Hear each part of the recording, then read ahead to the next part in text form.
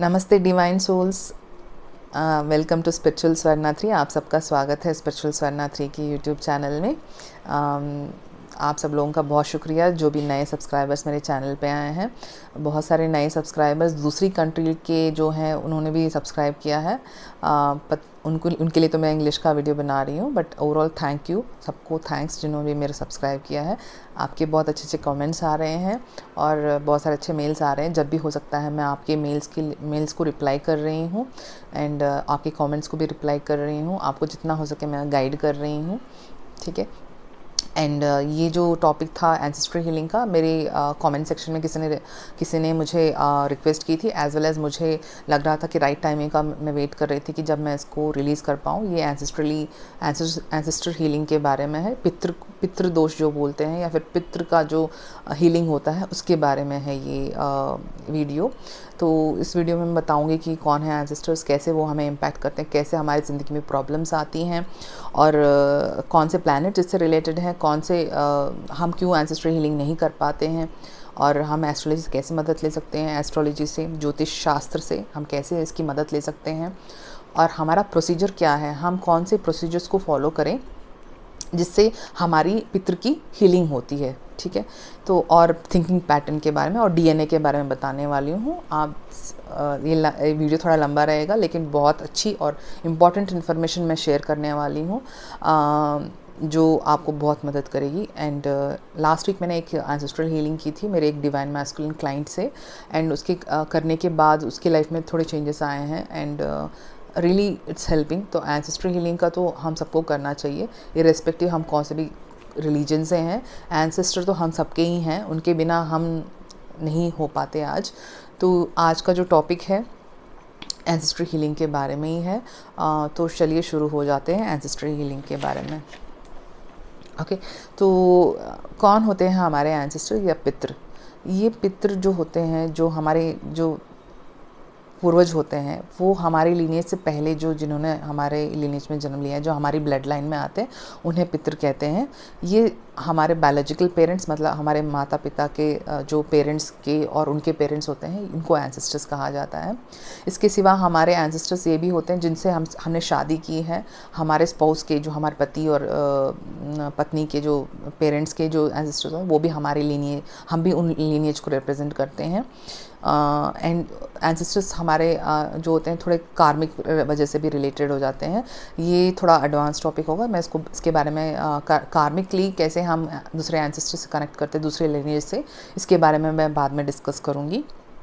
तो बेसिकली हमारे biological parents से जो पितृ होते हैं वो हमें डायरेक्टली इन्फ्लुएंस करते हैं। कितने जनरेशन्स पहले हमें इन्फ्लुएंस करते हैं?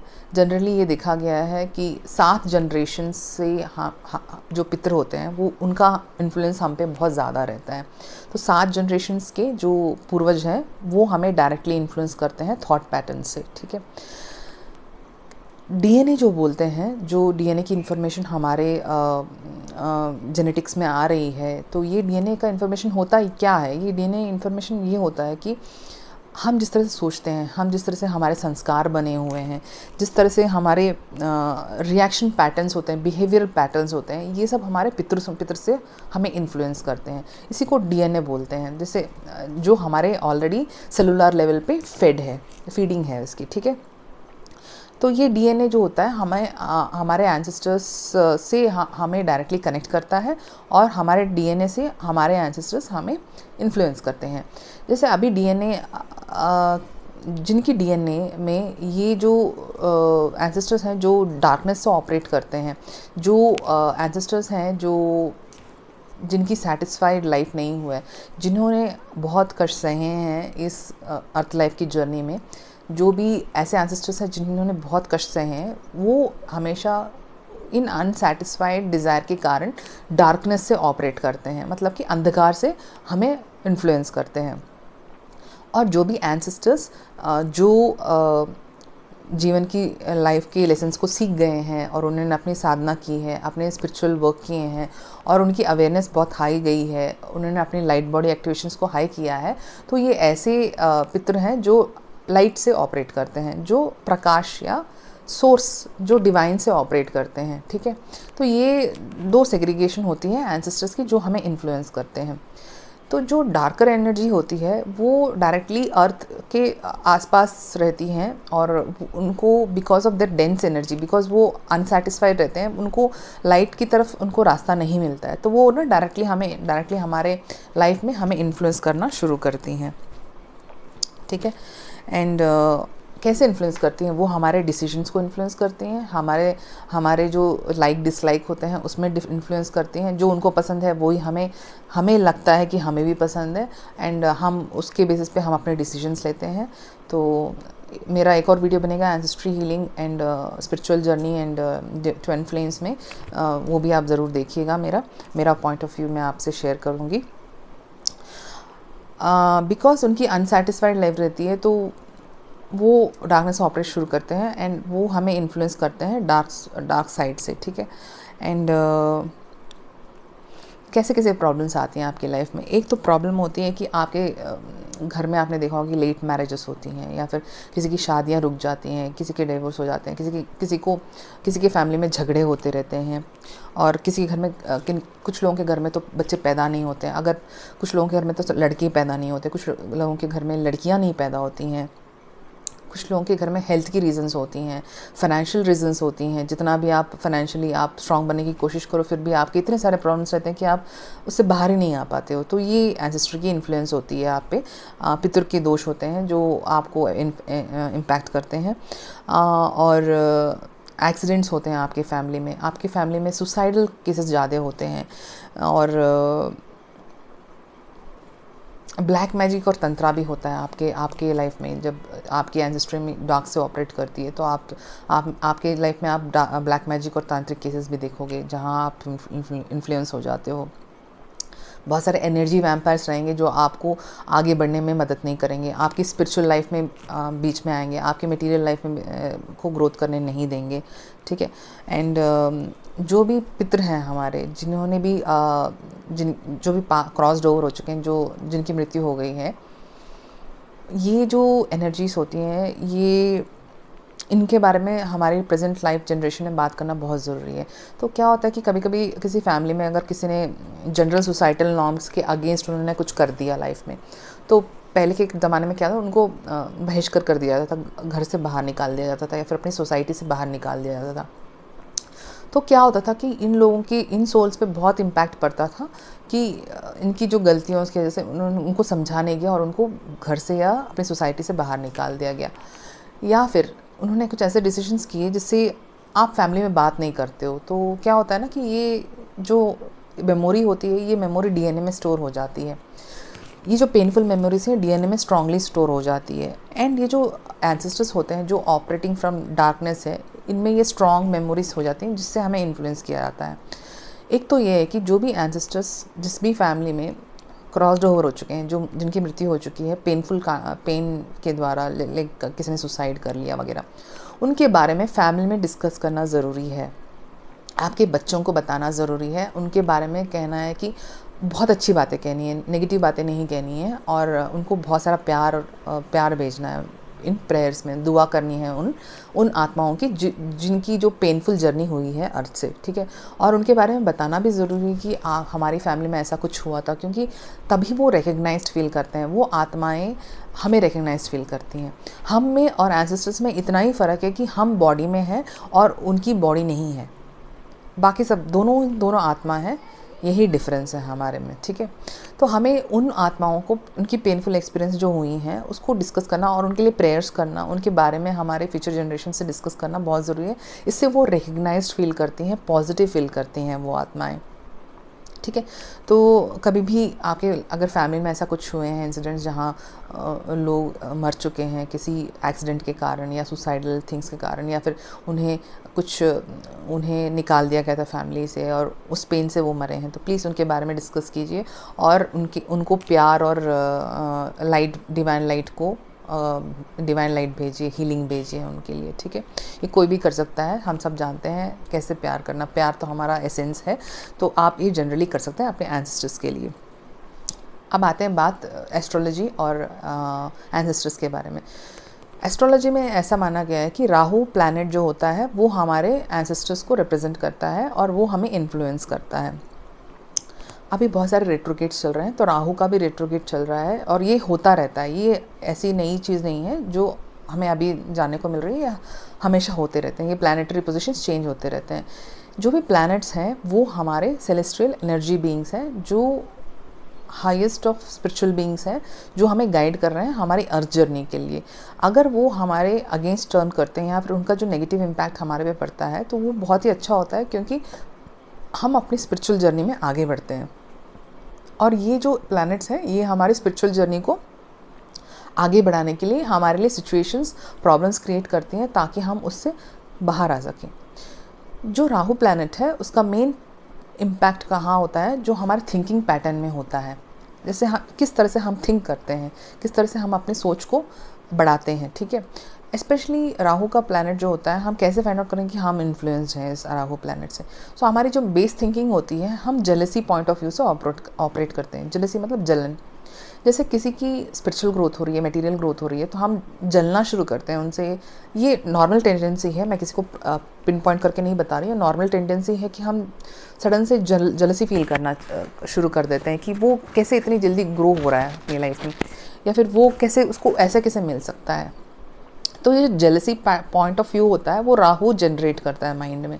लेकिन अगर हमने अपना इनर वर्क सही किया है, हमारा मेडिटेशन के जो हमने लेसन सीखे हैं सही सीखे हैं, तो हम इस थिंकिंग पैटर्न को आइडेंटिफाई कर सकते हैं। हम इसको रिस्पॉन्स कर सकते हैं पॉजिटिव थॉट से।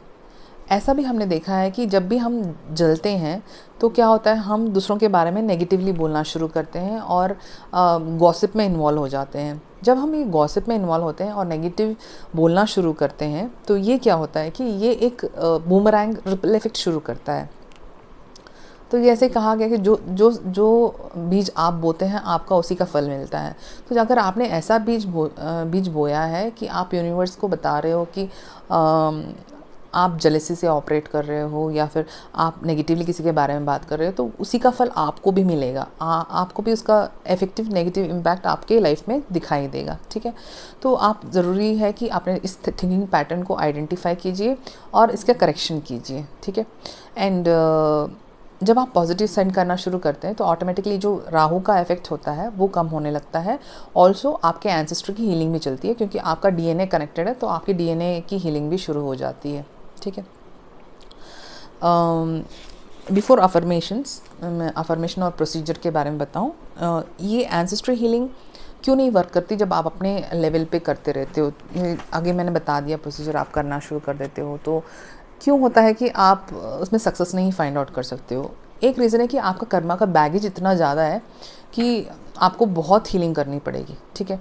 एंड आपके पूरे पास्ट लाइफ के जो भी बैगेज हैं, इस ग्रुप ऑफ सोल से इतने सारे जो आत्माएं आपसे कनेक्टेड हैं, उससे जब आप हीलिंग करना शुरू कर दोगे तो ऑटोमेटिकली क्या होता है कि एंसेस्ट्री हीलिंग हो जाती है। लेकिन कर्मा ज़्यादा है तो आपको हीलिंग भी ज़्यादा करनी पड़ेगी। इसके लिए आपको इमीडिएटली इफेक्ट नज़र नहीं आते। दूसरी चीज़, आप जब ये हीलिंग करते रहते हो तो आपकी अवेयरनेस भी हाई लेवल पे होनी चाहिए, तभी आप उस हीलिंग को टैप कर पाओगे। तो अगर आप सोच रहे हो कि आप स्टिल जेलसी से या फिर लोअर वाइब्रेशन से ऑपरेट कर रहे हो, तो जितनी भी आप एंसेस्ट्री हीलिंग करो, जितनी भी आप प्रेयर्स या अफर्मेशंस करो, ये इसका आपको पॉजिटिव रिजल्ट नहीं दिखाई देगा, क्योंकि आप फिर लोअर वाइब्रेशन से ही अपनी हीलिंग कर रहे हो, ठीक है। तो अपनी वाइब्रेशन को हाई रखना पड़ेगा, पॉजिटिव वाइब्रेशंस में रहना पड़ेगा, तभी आप एंसेस्ट्री हीलिंग को सक्सेसफुली कर पाओगे। एक और चीज़ है कि जब भी हम अपने एंसेस्टर्स की बात करते हैं तो हम अपने एंसेस्टर्स से कनेक्टेड हैं। एंड हमारा एक कर्मा है उनके साथ, जो ग्रुप ऑफ सोल से हमारा कर्मा है। एंड हमारे जो भी सिचुएशंस पास्ट लाइफ में हमारे उनसे हुए हैं, वो हमारे ईगो के कारण, हमारे संस्कार और बिहेवियर पैटर्न्स के कारण हुए हैं। तो क्या होता है कि हम 100% ना, हम अपने आप को सरेंडर नहीं कर पाते हैं इस हीलिंग के लिए, क्योंकि हमारा जो संस्कार है हमें अलाउ नहीं करता है, ठीक है। तो इसके कारण भी जब भी आप एंसेस्ट्री हीलिंग करोगे तो इसका इफेक्ट आपको इमीडिएटली नज़र नहीं आएगा, क्योंकि आप उस लेवल की अवेयरनेस से ऑपरेट कर रहे हो। तो आपको ये थिंकिंग चेंज करनी पड़ेगी और आपको कंप्लीटली सरेंडर होना पड़ेगा इस हीलिंग को करने के लिए, ठीक है। एक और चीज़ है कि आप एस्ट्रोलॉजी के द्वारा भी अपनी एंसेस्ट्री हीलिंग कर सकते हो। बहुत सारी ऐसी क्रियाएं हैं या पूजा पाठ हैं जो एस्ट्रोलॉजिस्ट कराते हैं, जो जेन्युइन एस्ट्रोलॉजर्स हैं, मैं उनकी बात कर रही हूँ, वो डिफरेंट वे से आपको पूजा पाठ कराएंगे और आपको इस पितृ के दोष से मदद करेंगे। लेकिन जब भी कोई और आपके लिए पूजा कर रहा है या फिर कोई और आपकी मदद कर रहा है, तो पहली चीज़ है कि आपकी अवेयरनेस हमेशा हाई होनी चाहिए, कि सरेंडरिंग मोड में होनी चाहिए, कि आप इस हीलिंग के लिए आप अपनी 100% आप अपना इंटेंशन संकल्प डाल रहे हो कि आपको इस प्रॉब्लम से बाहर आना है। तो ठीक है, तो आपको ये माइंड में संकल्प डालते रहना पड़ेगा और 100% अवेयरनेस के साथ पूजा पाठ कीजिए, अफर्मेशन कीजिए, प्रोसीजर कीजिए। ठीक है, तो एक है कि आप अपने थिंकिंग को चेंज करिए, आप जेलसी से मत ऑपरेट कीजिए, नेगेटिव किसी को ना भेजिए। जो भी कोई भेज रहा है तो आप उसको पॉजिटिव भेजिए, क्योंकि ये आपका फिर से एंसेस्ट्रल कर्मा बढ़ा देगा। ये जो राहु का जो प्लैनेट होता है और जो एंसेस्ट्री जो पितृदोष होते हैं, ये सब हमें हमारे स्पिरिचुअल ग्रोथ से भी रोकती हैं। तो जब भी हम स्पिरिचुअल ग्रोथ में आगे बढ़ना चाहते हैं तो ऐसा कुछ हो जाता है कि आप आगे नहीं बढ़ पाते हो, कुछ रोग और कुछ प्रॉब्लम्स क्रिएट आने लगती हैं। तो इसके बारे में मैं एक और वीडियो में बात करूँगी, ट्विन फ्लेम्स और स्पिरिचुअल ग्रोथ के बारे में एंड एंसेस्टर्स के बारे में डिटेल से। ठीक है, तो वो आपको ग्रो करने नहीं देंगे, इसी से आपको मटेरियल लाइफ में भी प्रॉब्लम्स होने लग जाएंगी। ठीक है, अब आते हैं प्रोसीजर के बारे में। प्रोसीजर्स के बारे में आने से पहले मैं ये बताना चाहती हूँ कि राहु का जो कलर होता है वो ब्लू होता है। ब्लू मतलब जो मैंने काइंड ऑफ कलर जो मैंने आज पहना हुआ है वो वैसा कलर। एंड उनका एक दिन होता है, वो होता है फ्राइडे होता है। और राहु ग्रह का टाइमिंग भी होता है, जैसे हर दिन राहु काल का टाइम होता है। पुराने ज़माने में कोई भी राहु काल के टाइम पे बाहर नहीं जाते थे या कुछ इंपॉर्टेंट काम नहीं करते थे। इसका सीधा का सीधा मीनिंग यही है कि हमारे एंसेस्टर्स और हमारा ग्रह जो है राहु से जो जब ऑपरेट करता है वो अपनी हाईएस्ट पीक एनर्जी में रहता है उस टाइमिंग पे, उस दिन के टाइम पे। तो जैसे अभी फ्राइडे के दिन 10:30 to 12 है उसका इंडियन IST टाइम पे, तो उस वक्त राहु ग्रह का इम्पैक्ट आप पे बहुत ज़्यादा रहता है। तो आप जो भी काम करोगे वो असफल रहेगा या फिर उसका आपका नेगेटिवली आप पे इम्पैक्ट पड़ेगा, आपके लॉसेस होंगे या फिर वो काम नहीं होगा। तो ये राहु ग्रह प्रॉब्लम्स क्रिएट करता है इस तरह से।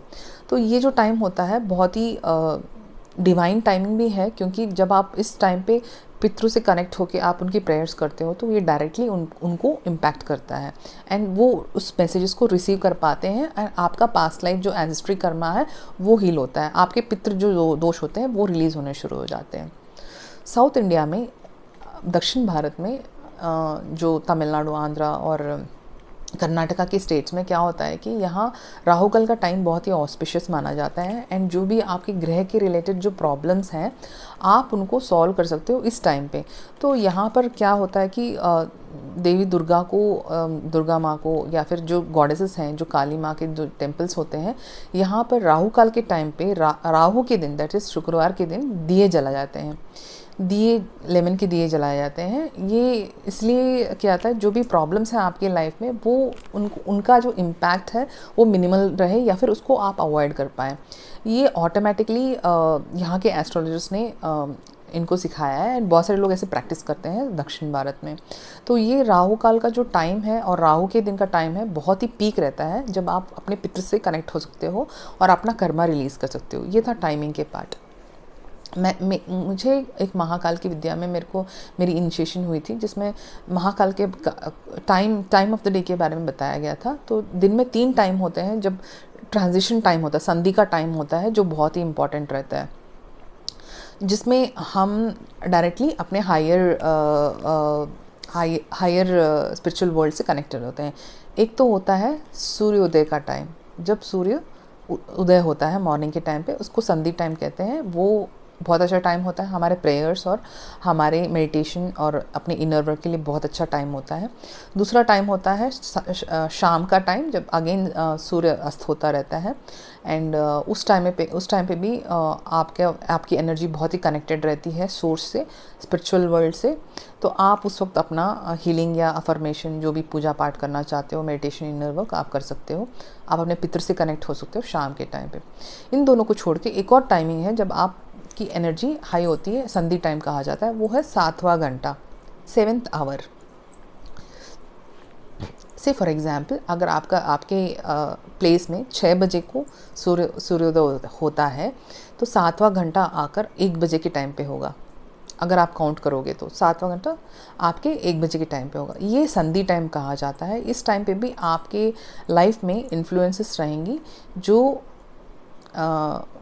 एंसेस्टर से ऑपरेट होती हैं, ठीक है। तो ये आत्माएं भी उस वक्त बहुत ही हावी होती हैं। तो ये एक और टाइम होता है आपकी एंसेस्ट्रल हीलिंग की टाइमिंग का। आप क्या कर सकते हो, एक तो आप उस वक्त ना प्रेयर्स कर सकते हो, अफर्मेशंस कर सकते हो, और एक और चीज़ कर सकते हो जो प्रैक्टिस में आती है। एंसेस्टर्स को कौवे के रूप में माना गया है हमारे यहाँ। तो क्या होता है कि कौवे के रूप में जो भी आपके जो बर्ड्स आसपास घूमते रहते हैं वो एंसेस्टर का ही स्वरूप है। क्रो का जो इंटेलिजेंस है वो हमें हमारे लोअर डायमेंशन से और हायर डायमेंशन से कनेक्ट करता है। क्रो जो होता है, जो कौवा जो होता है, बहुत ही इंटेलिजेंट बर्ड है एंड वो हमें हमारे एंसेस्टर से और हमारे जो हायर स्पिरिचुअल वर्ल्ड से हमें कनेक्ट करता है, ठीक है। तो आप क्या कर सकते हो, दोपहर के टाइम जब ये संधि का टाइम चलता है 12 से 1 बजे का टाइम और 1:30 के टाइम पे, जब भी आप कुछ खाना बनाते हो, दोपहर का जब मील बनाते हो, तो उसका एक छोटा सा पोर्शन आप उस कौवे को ऑफ़र कीजिए और इंटेंशन कीजिए कि मैं अपने पितर से कनेक्ट हो रहा हूँ और मैं उनके लिए ये ऑफरिंग कर रहा हूँ, ये खाना उनके लिए दे रहा हूँ। और पानी दीजिएगा, खाना और पानी आप उनको ऑफ़र कीजिएगा। वो शायद कौवे के रूप में ना आए, किसी और फॉर्म में आके दे विल, मतलब वो उसको लेते हैं, ठीक है। तो आप इंटेंशन मेन फोकस कीजिए कि आप जो ऑफरिंग कर रहे हैं, जो खाना या फिर जो भी खाने की जो पदार्थ आप बाहर रख रहे हैं, वो कौवे के लिए या फिर एंसेस्टर्स के लिए है, ठीक है। और उस खाने में थोड़ा सा शुगर डालिएगा, ठीक है। शुगर डाल के आपको ऑफ़र करना है दोपहर के टाइम पे। ये आपका एक प्रेयर हो गया दोपहर के टाइम पे। एक और बात बतानी थी इधर की, पंच तत्व में जो भी होते हैं, एक तत्व ऐसा है जो हमें हमारी हायर सेल्फ से, हायर वर्ल्ड से कनेक्ट करता है। वो तत्व होता है अग्नि तत्व। ओके, अग्नि तत्व मतलब दिया जब हम जलाते हैं, जब हम हवन करते हैं, जब हम पूजा पाठ करते हैं, दिए का बहुत ही इंपॉर्टेंस दिया गया है।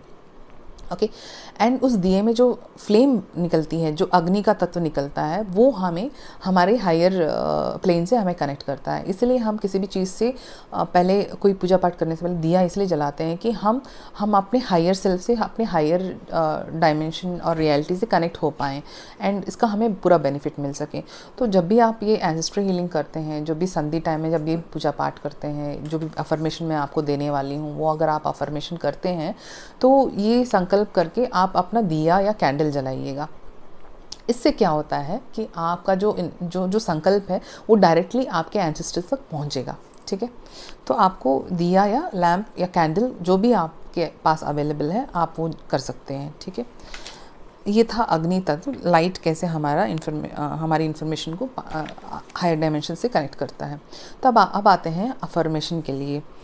अफर्मेशन है I surrender to divine and ancestors to forgive me for any wrong deeds and karma created in any of the lifetimes. I forgive all ancestors for any karma created by me across all time, space, dimensions and realities. एक और बार मैं कहती हूँ, ये surrendering का जो thought है बहुत ही इंपॉर्टेंट है। अगर सरेंडरिंग नहीं की तो इसका जो इस संकल्प का मीनिंग है ना, उतना इम्पैक्ट नहीं करेगा। तो आपको कम्प्लीटली सरेंडर होना पड़ेगा। I surrender to divine and ancestors to forgive me for any wrong deeds and karma. I forgive all ancestors for any karma created by me across all time, space, dimensions and realities, ठीक है। ये आप एक और काम कर सकते हो, आप इसको रिकॉर्ड करके इंटरनेट पे अपलोड कर सकते हो। अगर आपकी ब्लॉग है तो वहाँ उसको अपलोड करो। फेसबुक, व्हाट्सएप, जो भी इंटरनेट से बेस्ड रिसोर्स हैं उस पर आप इंटरनेट पे आप अपलोड कर सकते हो। मेरे जो एक मेंटर हैं जिनको मैं क्लोजली फॉलो करती हूँ, पार्था सर हैं, जो जिनकी वीडियोस मैं बहुत देखती हूँ। ये बहुत ही फेमस एस्ट्रोलॉजर हैं एंड बहुत ही नॉलेजेबल, बहुत ही सीनियर एस्ट्रोलॉजर हैं। एंड उन्होंने कल एक वीडियो बनाया था पितर के टॉपिक पे। मैं उसका भी आपको डिस्क्रिप्शन बॉक्स में मैं लिंक भेजूँगी, आप ज़रूर देखिएगा। उनकी जो नॉलेज है बहुत ही डिवाइन और बहुत ही हाई नॉलेज है, और उन्होंने अपने नॉलेज से ये शेयर किया है उस वीडियो में। तो आप ज़रूर वो वीडियो देखिएगा, मेरे डिस्क्रिप्शन बॉक्स में रहेगा उसका लिंक। एंड उनसे भी आप गाइडेंस ले सकते हैं, बहुत ही अच्छे एस्ट्रोलॉजर हैं। एंड बहुत बार मैंने इसे बताया कि क्यों आपकी एंसेस्ट्री हीलिंग नहीं होती। जब आप खुद करते हो तो ना उस एंसेस्ट्री की उस एग्जैक्ट प्रॉब्लम को डायग्नोज नहीं कर पाते हो, क्योंकि आपके बहुत सारे कर्मास, आपके संस्कार, आपके जो लोअर वाइब्रेशंस हैं वो आपको अलाउ नहीं करते अपनी खुद की एंसेस्ट्री हीलिंग करने के लिए।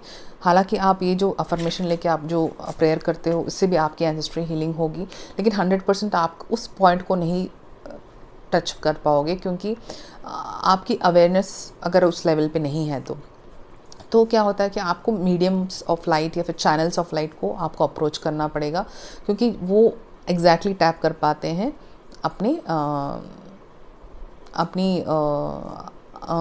आपकी अवेयरनेस पे। ठीक है, एक और इम्पॉर्टेंट चीज़ मैंने मिस की कि आप जब भी अपने एंसेस्टर से कनेक्ट होते हैं तो डेफिनेटली आप अपनी प्रोटेक्शन डाल के कनेक्ट ही होइएगा, क्योंकि बहुत सारे ऐसी डार्कर एनर्जीज भी होती हैं जो आपको लगता है कि वो आपके एंसेस्टर्स हैं और आपकी मदद करेंगी, लेकिन शायद वो नेगेटिव डार्कनेस से ऑपरेट कर रही हैं, तो आपको प्रॉब्लम दे सकती हैं। तो आप हमेशा प्रोटेक्शन डाल के आप प्रेयर्स कीजिएगा और मेडिटेशन कीजिएगा ताकि आपको हेल्प हो। एंड मैं एंसेस्ट्री हीलिंग करती हूँ बहुत लॉन्ग से। एक मैंने केस भी मैंने अभी रिसेंटली किया था, बहुत अच्छा रिजल्ट आया। मैं उसको शेयर करूँगी केस स्टडी के हिसाब से, ताकि आप सबको मदद मिले कि किस तरह से आपको ये इन्फ्लुएंस होता है। और कोई भी जो भी अगर आप इंडिविजुअली एंसेस्ट्री हीलिंग कराना चाहते हैं, क्योंकि जो भी मैंने कहा बहुत ही जनरलाइज्ड नॉलेज है एंसेस्ट्री हीलिंग के बारे में, लेकिन जब हम हर एक केस में जाते हैं, हर एक आत्मा के केस में जब जाते हैं तो उनका जो प्रॉब्लम होता है अलग होता है। उनकी जो प्रॉब्लम्स लाइफ में होती हैं डिफरेंट, जैसे मैंने बताया आपको बहुत सारे लाइफ में प्रॉब्लम्स होती हैं, शादी से रिलेटेड या फिर बच्चों से रिलेटेड, या फिर ऑटिज़म किड्स होते हैं, या फिर बहुत सारी problems, financial problems, health reason की प्रॉब्लम्स, ये सब आपकी एंसेस्टर से आती रहती हैं। तो ये प्रॉब्लम्स आप शायद अपने अवेयरनेस लेवल पे हैंडल ना कर पाओ, तो उस वक्त क्या होता है आपको हीलर्स की मदद लेनी पड़ती है। और चैनल्स ऑफ लाइट जो होते हैं, जो ऑपरेटिंग लाइट बॉडी जो ऑपरेट करते हैं हायर लेवल से 8, 9, 10 से, तो उनसे आपको मदद मिलेगी इन सब कार्मिक बैगेज को रिलीज़ करने में। तो जब भी किसी को हेल्प चाहिए तो आप अप्रोच कर सकते हैं मुझसे। एंड मैं बहुत सारे एस्ट्रोलॉजर से कनेक्टेड हूँ, तो इन केस आपको अगर एस्ट्रोलॉजी से भी आपको कुछ मदद चाहिए, आप कुछ गाइडेंस चाहते हैं, तो आप मुझे कॉन्टैक्ट कर सकते हैं acuswarna@gmail.com। मैं आपको बहुत ही जेन्युइन एस्ट्रोलॉजर से मैं कनेक्ट कर पाऊँगी एंड आपकी मदद कर पाऊँगी। एंड ये जो वीडियो है एंसेस्टर्स पे और राहु के पे, ये जनरिक है। एंड अगर आप किसी और रिलीजन से या फिर किसी और बिलीफ सिस्टम से आप अगर ये वॉच कर रहे हो, तो ज़रूरी नहीं है कि आपको बिलीफ हो राहु के प्लैनेट के इफ़ेक्ट्स के बारे में, बट हम ये सब तो जानते हैं कि हम सब एंसेस्टर्स से आए हैं और हमारे एंसेस्टर हमें डायरेक्टली इन्फ्लुएंस करते हैं। तो मेरे ख्याल से ये वीडियो सबको मदद करेगा। एंड अगर आपको लगता है कि किसी और की भी मदद होगी एंसेस्ट्री हीलिंग की इस वीडियो से, तो आप ज़रूर उनसे ये शेयर कीजिएगा। इसके और थोड़े एस्पेक्ट्स मैं अपने फ्यूचर वीडियोस में शेयर करूँगी। अगर आपको अच्छा लगा तो लाइक कीजिएगा एंड सब्सक्राइब कीजिए। एंड मेरे जो है प्रोसीजर्स एंड टाइमिंग्स बताए हैं, उस वक्त आप एंसेस्ट्री हीलिंग कीजिए। इससे कलेक्टिव कॉन्शियसनेस अपडेट होगी एंड सारे जो एंसेस्टर्स हैं वो रिलीज़ होंगे, उनकी इमोशंस रिलीज़ होंगी, उनकी हीलिंग होगी। एक और बात इम्पॉर्टेंट बताना चाहते थे कि आप जो हो, आप एक ब्रिज हो। अभी जो प्रेजेंट जनरेशन अर्थ पे है वो एक ब्रिज है आपके पूर्वजों से और आपकी फ्यूचर जनरेशन से। तो जब भी आप अपनी हीलिंग करते हो, एंसेस्ट्री हीलिंग, क्या होता है कि आप अपने एंसेस्टर्स की जो लीनेज है उन सबको हील कर रहे हो। एट द सेम टाइम उनका जो कार्मिक इफेक्ट है, जो डीएनए के द्वारा हमारे फ्यूचर जनरेशन्स में इफेक्ट होगा, नेक्स्ट फ्यूचर जनरेशन को आप इस इफेक्ट से बचा रहे हो। ठीक है। एंड आपके फ्यूचर जनरेशन में जो बच्चे पैदा होंगे, जो उनकी लाइफ का जो प्रॉब्लम्स होंगी, वो सब बहुत मिनिमाइज़ हो जाएंगी और बहुत सारे निकल भी जाएंगी। तो आपका जो फ्यूचर जनरेशन होगा वो बहुत ही हैप्पी होगा और बहुत ही स्पिरिचुअली अबंडेंट होगा। तो ये अभी जो प्रेजेंट का जनरेशन जो मेरा ये वीडियो देख रहे हैं, तो उनकी अवेयरनेस को इस लेवल पे जाना बहुत ज़रूरी है और ये एंसेस्ट्री हीलिंग होनी बहुत ज़रूरी है। इस टाइम पे अवेकनिंग का पीरियड चल रहा है, तो this is the right time to work on. आप अपने आप पे वर्क कीजिए और अपने एंसेस्टर्स की लीनेज को हील कीजिए। एंड होप आपको अच्छा लगा होगा। Please share it. Thank you very much.